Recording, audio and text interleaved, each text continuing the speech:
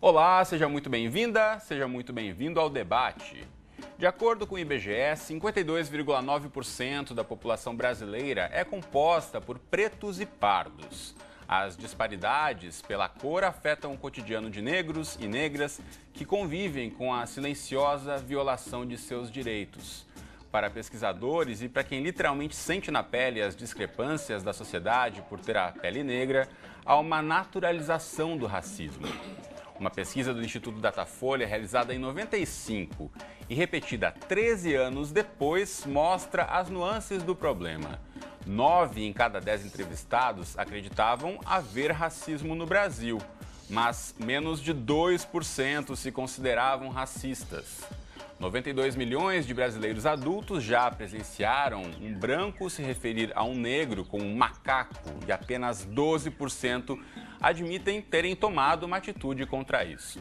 Além disso, 17% dos brancos não gostariam que uma filha sua se casasse com um homem negro. Com esses números da pesquisa da Datafolha só comprovam que o racismo é real e se manifesta em diferentes situações. Em tempos de polarização nas redes sociais e na própria sociedade, os casos de injúria têm aumentado, assim como a mobilização dos movimentos sociais para ressignificar as raízes do racismo e, com isso, combatê-lo. O debate de hoje vai discutir aqui como o judiciário tem atuado no combate ao racismo e também os efeitos das políticas afirmativas na garantia de direitos da população negra. Então, no programa de hoje, contamos aqui no estúdio com a presença de Humberto Adami. Ele é presidente da Comissão Nacional da Verdade da Escravidão Negra do Conselho Federal da Ordem dos Advogados do Brasil. E também conosco, aqui no estúdio, está a Carolina Rocha, ela que é ativista negra, historiadora e socióloga.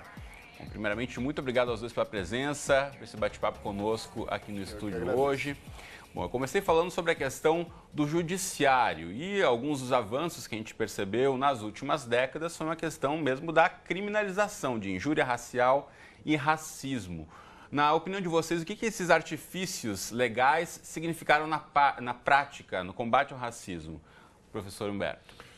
Bom, eu acho que a questão da criminalização é um avanço. Talvez nós tivéssemos que estar pensando opções alternativas à criminalização, uma vez que ela é insuficiente para alcançar a todos os acontecimentos da vida real. Como dizem alguns delegados amigos, olha, a cadeia já está cheia, não cabe mais ninguém por todos os problemas que existem na vida brasileira.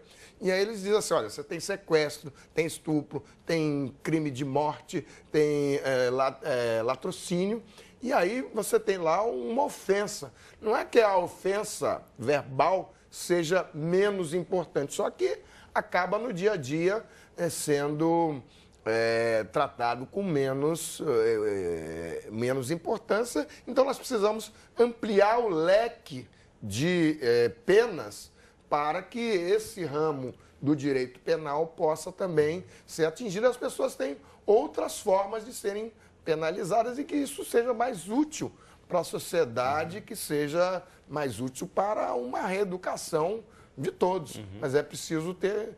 nós tivemos casos como a daquela menina que xingou o goleiro Aranha lá no Rio Grande do Sul, do Grêmio. Muitos dos ativistas queriam que se fosse lá prender a menina de 23, 24 anos e se colocasse ela na polícia. Ó, aí você tem várias opiniões, várias interpretações. E uns dizem, olha, não é possível jogá-la lá. E outros dizem, mas quando é um jovem negro, uma jovem negra, ele vai para a cadeia e arca com todas essas consequências de um ato delituoso. E é preciso abrir e saber que a sociedade tem que abrir novas condições, como penas alternativas, trabalho em prol da sociedade. E é preciso dos juristas passarem a pensar em modificar a legislação. Então, talvez não seja aumentar o grau de criminalização, mas talvez abrir penas alternativas. Carolina, como é que você acredita que essas leis têm contribuído ou não para a redução ou combate ao racismo no Brasil? Sim, eu acho que a questão da educação, né, a educação e formação é sempre mais efetivo do que criminalização e cadeia. É o que o Humberto falou, a cadeia está lotada, a gente tem um problema sério, inclusive, de superlotação, que não tem contribuído, de fato, para uma mudança social efetiva. Mas é importante a gente mencionar, inclusive, a diferença, né? Porque existe crime por injúria racial, racismo. Qual é a diferença na prática? O que o texto prevê? Eu vou falar sobre 3 coisas. A questão da injúria racial é quando a ofensa é dirigida a uma única pessoa. O racismo é um coletivo, é o que tem decidido os tribunais. Mas eu abri uma polêmica muito grande com o movimento negro inteiro, quando eles falam do racismo institucional e querem jogar aquilo como se fosse o que os penalistas chamam de tipo penal. Quer dizer, aquele comportamento que está colocado em lei, que em juridiquês a gente chama de tipificado, é um tipo penal, e que aquele é que você não pode cumprir. Não tem nenhuma figura de racismo institucional para você dizer, olha, ele foi lá e descumpriu a determinação, portanto, ele vai ser inserido em racismo institucional.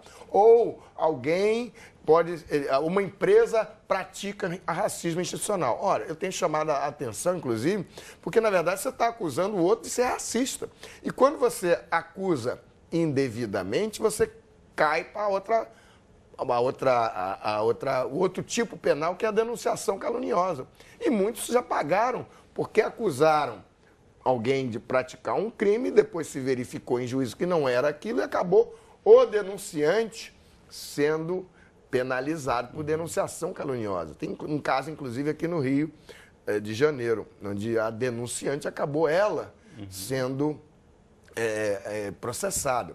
Então, eu vejo as pessoas dizendo, não, mas a empresa praticou racismo institucional. Ora, quando você está dizendo isso, você está dizendo que ele é racista. E aí, se você não consegue provar lá, e aí você diz, não, mas você não pode ver tudo pelo direito. Isso é um conceito com outras áreas do direito. Mas a acusação de racismo institucional é de racismo. Então, você pode se sentir ofendido e retrucar com a denunciação caluniosa. São coisas do direito. Resolve esse problema? Eu acho que enquanto não tiver esse tipo do racismo institucional, tem que se ter muito cuidado ao acusar alguém ou alguma empresa de racismo institucional. É um conceito que vem sendo praticado por outras áreas do direito, onde a estrutura inteira acaba levando à prática do racismo. E você não tem nenhum ato que possa dizer, olha, essa pessoa... a estrutura toda que é montada de uma forma em que a pessoa negra ou preta e parda ou afrodescendente acabe sendo vítima da estrutura inteira. Agora, pensando na questão da estrutura, a gente sabe, segundo dados do IBGE, e isso, infelizmente, se confirma pesquisa após pesquisa em relação, por exemplo, ao mercado de trabalho e remuneração, né? Entre a população brasileira, os negros ganham menos do que os brancos e as mulheres negras estão ainda mais abaixo, né? Comparada com os homens, elas ganham 60% do que um homem branco ganharia. Isso seria, talvez, uma forma de exemplificar o que essa estrutura racista apresenta no dia a dia, Carolina? Eu acho com certeza, né? Todos os dados, né? A mulher negra está aí na base dessa pirâmide social, né? Tanto desses menores rendimentos, como nessa entrada no mercado formal de trabalho também, né? Que hoje a população negra também são os que mais empreendem no Brasil. E eu acho que isso tem um histórico da gente desde a escravidão, né? De você não estar incluído nesse mercado formal de trabalho e como que você empreende. Aí tem toda uma história em torno disso. E agora tem um mercado que está aberto para isso, né? E não só esses dados, mas os dados de violência, né, que a população negra está mais exposta. Você tem 25 mil jovens negros por ano que morrem no Brasil por arma de fogo. São números assustadores, né? E as mulheres negras... Aí você tem, desde o SUS, né, maior índice de violência obstétrica, né, a questão do aborto, você tem a questão da violência, os estupros, né, da violência doméstica, enfim. A vulnerabilização está muito mais ligada a essa população negra e essas mulheres negras. Né? Bom, em 2016, a Secretaria de Direitos Humanos recebeu e processou aproximadamente 7 mil denúncias anônimas envolvendo cerca de 2.700 páginas na internet com conteúdos racistas. As páginas eram escritas em 5 idiomas diferentes e tinham aí endereços de 17 países. Já um outro levantamento feito pela SaferNet, que é uma organização da sociedade civil especializada em crimes virtuais, registrou em 2016 no Brasil mais de 23 mil denúncias relacionadas a crimes racionais só no Facebook, que é a rede social mais popular no momento no nosso país. E é sobre essa realidade de disseminação do ódio racial na internet que a gente chama agora para a nossa conversa o jornalista Ernesto Xavier. Ele criou uma comunidade no Facebook com relatos de pessoas que sofreram algum tipo de ataque. Ernesto, bem-vindo ao debate. Quero que você já comece contando para a gente de onde surgiu essa ideia, então, de criar uma comunidade virtual para discutir o racismo. Isso surgiu a partir do momento que eu sempre escrevi na internet, né, desde a época que eu tinha blog, lá no início dos anos 2000, e num desses posts no Facebook que eu escrevia assim, constantemente, esse post acabou viralizando. Era um post onde eu falava sobre o genocídio da juventude negra e de como existe um estereótipo que é atacado a todo momento, né? Que você está vulnerável a todo momento, você pode morrer, você pode ser atacado por um grupo de justiceiros ou pela própria polícia, enfim. E esse post acabou viralizando e muitas pessoas compartilharam e começaram a conversar comigo. E assim, eu recebi muitos ataques, né? Recebo até hoje, esse post ainda continua reverberando, ainda às vezes comentam lá. E também muitas pessoas começaram a me contar as suas histórias.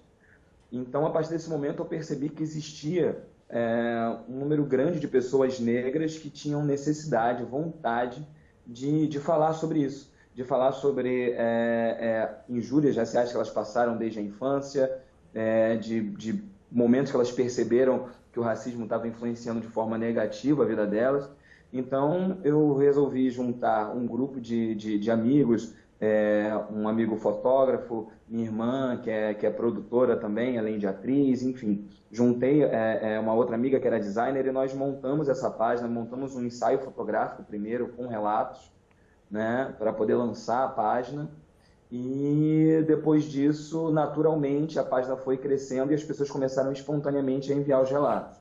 E foi assim que nasceu o Senti na Pele, que é essa página que hoje tem 37 mil pessoas cadastradas, né? Mas os posts com os relatos alcançam, às vezes, 100 mil, 200 mil, já alcançou 2 milhões de pessoas. Agora, Ernesto, é importante você trazer esses números para a gente, porque quando se fala, né, na rede social, antes de chamar você, inclusive, eu já mencionei aqui vários casos, né, registrados no último ano, principalmente em relação a crimes de ódio, que poderiam ser chamados assim, né, denúncias de ofensas virtuais. Por outro lado, tem a oportunidade, como você está fazendo, de reunir as pessoas para discutirem exatamente essas questões, né? A gente vê toda essa movimentação, na verdade, essa discussão acontecendo. A gente tem, olhando um pouco para trás também dos avanços que percebemos do Brasil, a questão das ações afirmativas, a questão das cotas nas universidades. Eu acho que tudo isso faz parte da mesma discussão, né?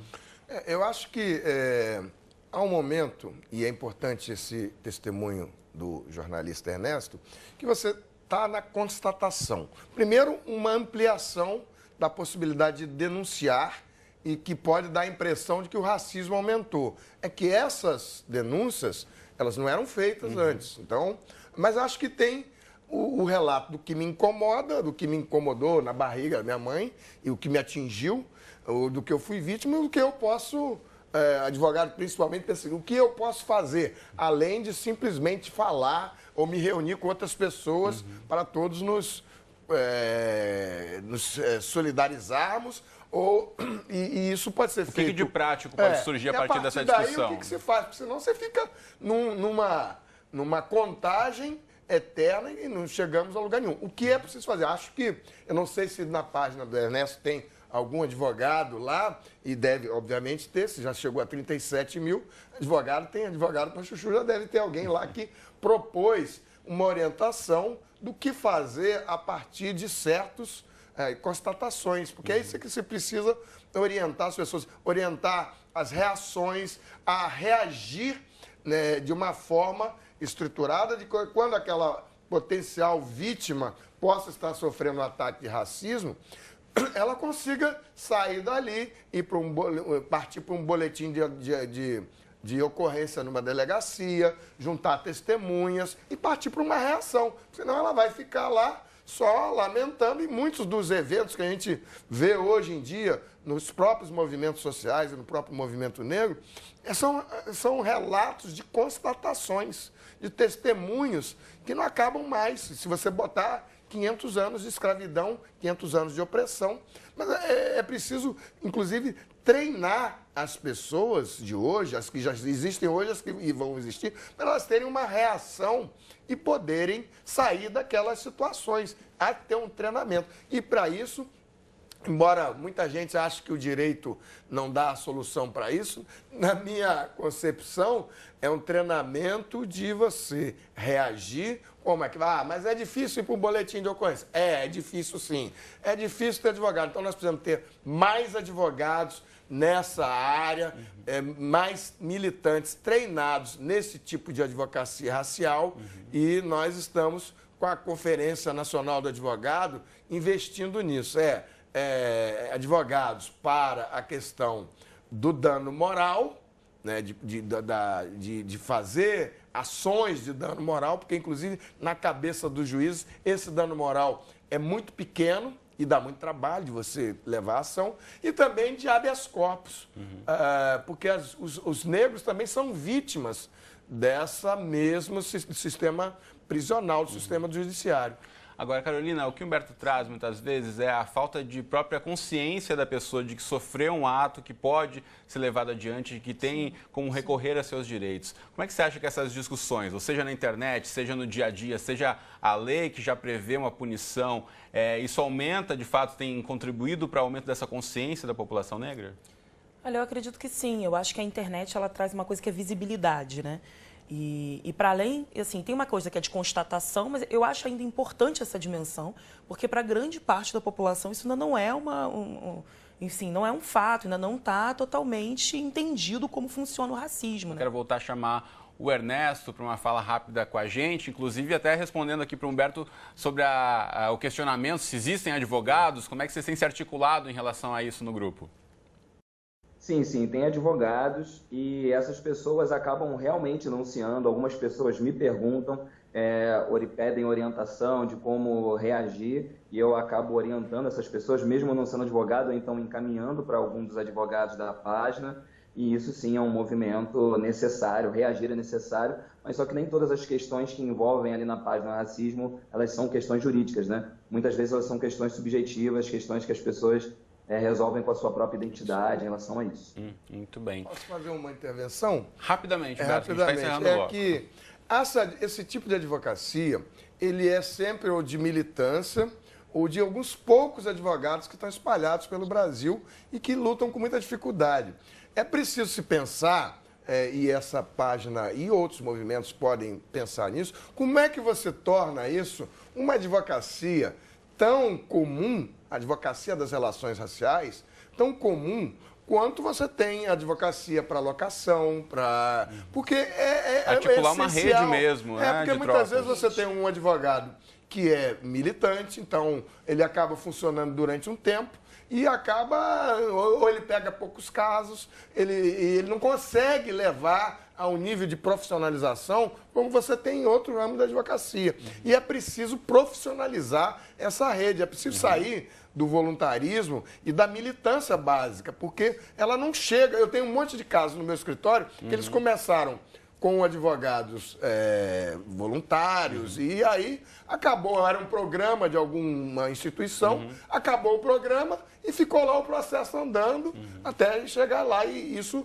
acho que tem que partir para uma profissionalização, mas em rede é muito difícil também. A gente falou aí que a pesquisa recente realizada pela Secretaria Especial de Políticas de Promoção da Igualdade Racial, a CEPIR, pelo Senado Federal, mostra, né, que 56% da população brasileira concorda com a afirmação de que a morte violenta de um jovem negro choca menos a sociedade do que a morte de um jovem branco. Isso, de certa forma, reafirma esses dados que a gente acabou de falar, né, sobre os índices das mortes de jovens negros que estão aí superando já há muito tempo de jovens brancos. De que forma a gente consegue fazer essa relação? A gente fechou o último bloco falando, né, sobre a questão do racismo que vem de séculos e hoje em dia a gente vê ainda a questão da morte do jovem. Qual relação a gente pode fazer, ainda pegando o gancho da Comissão da Verdade da Escravidão Negra, Humberto? Durante um tempo, eu fiquei acompanhando nos tribunais, como advogado, as ações afirmativas, a luta para as ações afirmativas se solidificarem na questão da educação. Depois vieram as cotas no emprego público. E aí se iniciou todo um debate também nos tribunais. E alguns juízes tinham essa parte toda introjetada dentro deles. E aí queriam discutir tudo de novo. Então você leva discutindo 15 anos quem é negro no Brasil, vocês estão importando ódio racial dos norte-americanos, quem vai contratar alguém que fosse cotista, que viesse oriundo das cotas, toda aquela discussão que 15 anos aí. Queriam fazer tudo de novo. Daí por quê? Nós partimos para a Comissão Nacional da Verdade da Escravidão Negra para buscar explicar para uma parte da sociedade que tudo isso é oriundo da escravidão negra, são os resquícios da escravidão que manteve a população afrodescendente durante muito tempo como se fossem cidadãos de segunda classe, como não tivessem tantos direitos quanto os dos outros. E aí partimos para ir buscar lá. E, sociedade brasileira, existe uma parcela da sua população que não tem os mesmos direitos. Isso vem lá de trás na escravidão e partir para uma reparação da escravidão e com base de acusação do Estado brasileiro, da Igreja Católica e da coroa portuguesa. E aí eu quero relembrar também o que nos deixou há pouco tempo atrás o procurador do trabalho, Wilson Prudente, como um importante membro que teve uma participação muito grande nessa Comissão da Verdade. E a comissão está espalhada em 15 seccionais da OAB e em várias comissões municipais junto às subseções da OAB. Eu quero aproveitar para dizer, olha, se não tem, procura o seu município, o seu estado, vê se lá tem Comissão da Verdade da Escravidão Negra no Brasil, procura o presidente da subseção, procura o presidente da seccional no estado e perturba mesmo para ele ter isso lá. Porque é importante esse trabalho de reparação da escravidão feito através da OAB e é uma história tão grande que em 5.543 municípios é muita coisa. Tem que ir lá buscar e fazer esse trabalho, porque o racismo do cotidiano ele está ligado a esse trabalho de juntar tudo, buscar e mostrar a importância do trabalho, não só do trabalho do afrodescendente, como também a escravidão negra, que até hoje é motivo de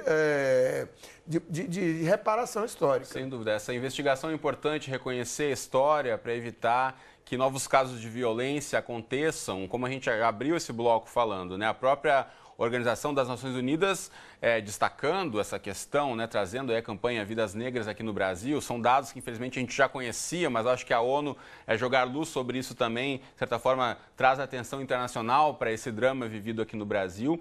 A gente tem o recente Estatuto da Juventude, né, Carol, aprovado aqui no Brasil, e a gente vê que quem está morrendo, de fato, são os jovens, principalmente o jovem homem negro no Brasil.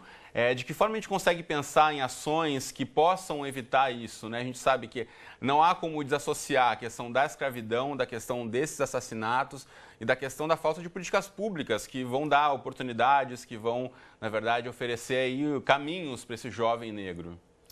Bom, eu acho que é isso, né? O que o Humberto falou no outro bloco, que a gente tem falado, essa ideia de rede. E aí, quando você pensa numa comissão da verdade, você está pensando numa interdisciplinaridade, né? Que você está pensando em direito, você está pensando em história, você está pensando diversas profissões aí que estão juntas para a gente pensar em caminhos coletivos, né? Porque individualmente tem muito trabalho de formiguinha, tem muito trabalho individual, né? Que tem sido levado aí de forma, às vezes, até heróica, né? Só que isso não resolve, né? A gente precisa realmente pensar como que a gente encadeia, né, tudo isso para poder pressionar por políticas públicas efetivas.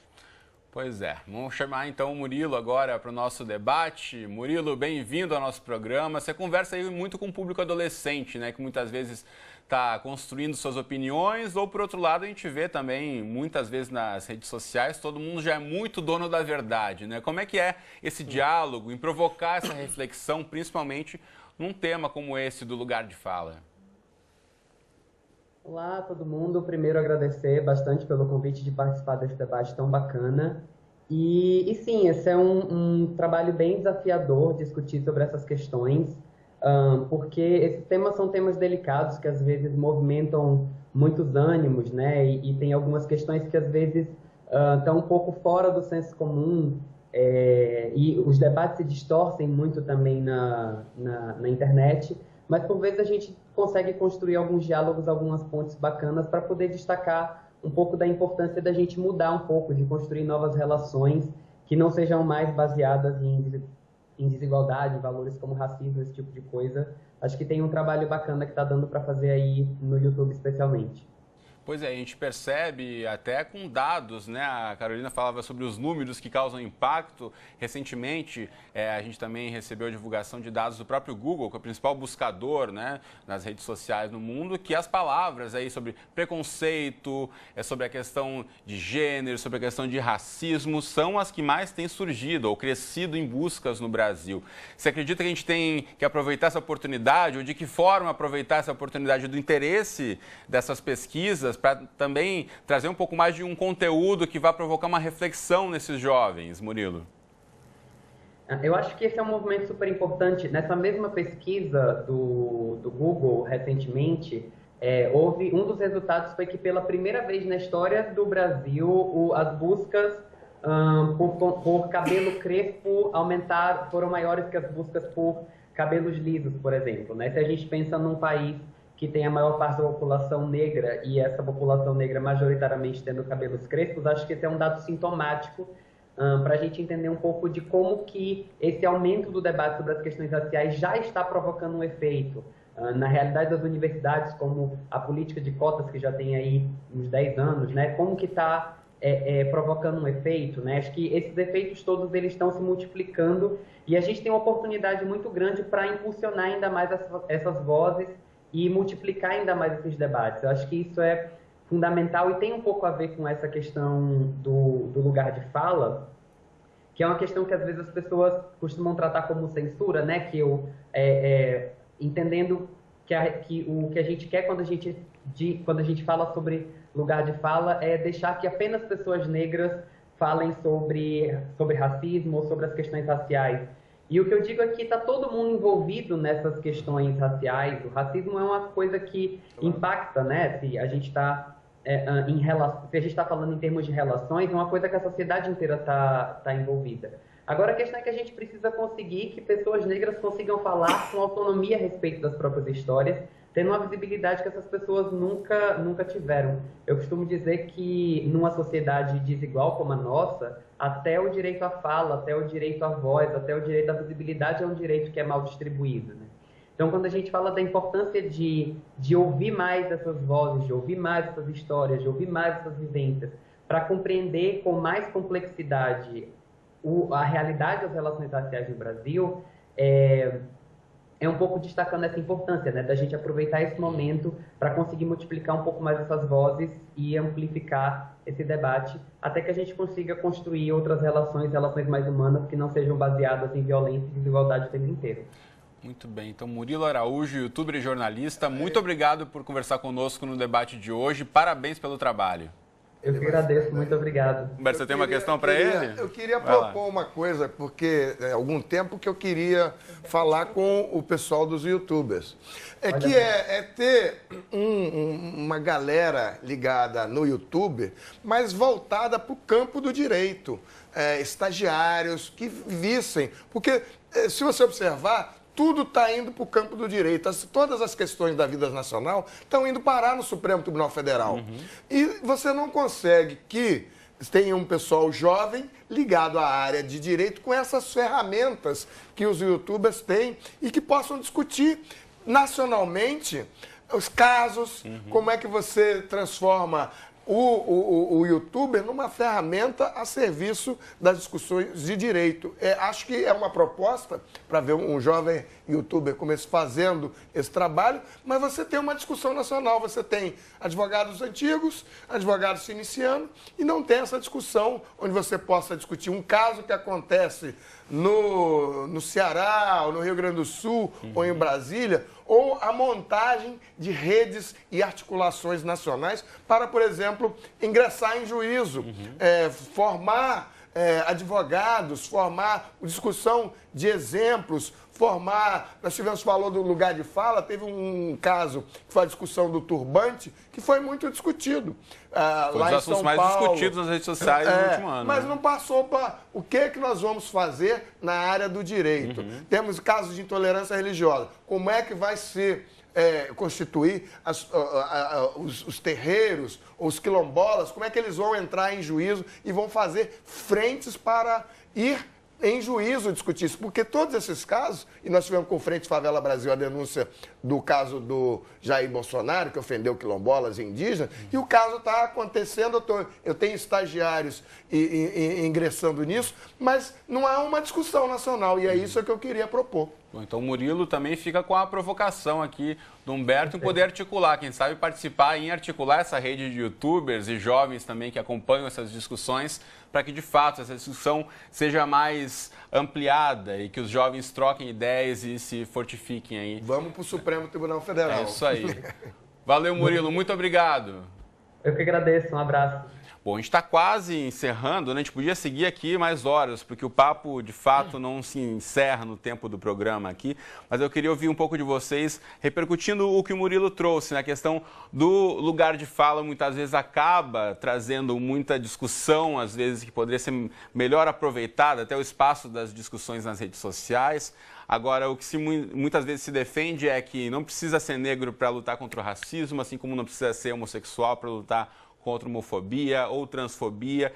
Como é que a gente consegue tentar divulgar uma discussão ou tentar provocar reflexões na população brasileira que, de fato, é um problema de todos nós, não é um problema isolado dessa ou daquela população, Carol? Eu acho que o racismo é problema de todos, até porque se a gente está falando de um racismo estrutural, ele não vai ser resolvido apenas por um grupo, né? Você tem que mobilizar toda uma sociedade em torno disso. O problema é grande, né? Não é tão grande que não tenha solução, senão a gente não estava aqui lutando e fazendo coisas, todos né? Aqui tentando Estamos tentando, mas é grande. Maior, né? Agora, o que eu acho, eu concordo com o que o Murilo falou, né? Inclusive, em relação à universidade, tem muitas dessas discussões, mas assim, até a população negra chegar e acessar a universidade, a gente não tinha pessoas negras na universidade e precisava falar de racismo, de escravidão. Então, a gente tem produções já maduras, acadêmicas, de pessoas brancas que estão aí em frente lutando. Eu ouvi uma reflexão sua a respeito disso. Eu acho que, voltando para o campo do direito, que é exatamente o meu lugar de fala, né? Eu acho que tem que ter multiplicação. Todos esses assuntos, se você for ver a pauta do movimento negro nacional nos últimos anos aí, a questão da ação afirmativa das cotas, o feriado do Zumbi dos Palmares, a questão quilombola, que está em discussão no Supremo Tribunal Federal, a questão de demarcação de terras quilombolas e como é que isso vai para frente, você verifica que é preciso ter o protagonismo negro nas ações junto ao Supremo Tribunal Federal. Para isso, você tem que construir redes.